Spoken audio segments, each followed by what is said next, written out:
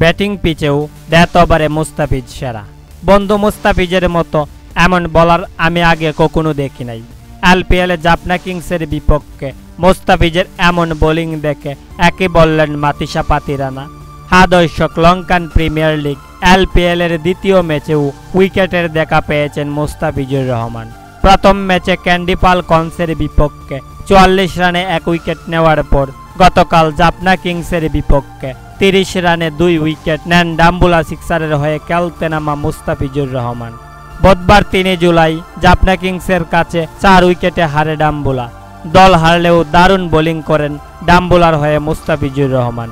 Death ওভারে গুরুত্বপূর্ণ সময়ে বোলিংয়ে এসে 3 রান দিয়ে 1 উইকেট নিয়ে ম্যাচ গুড়িয়ে দেন মুস্তাফিজ। যদিও শেষ পর্যন্ত অন্য বোলারদের বোলিং ব্যর্থতায় ম্যাচ হেরে যায় ডাম্বুলা সিক্সার।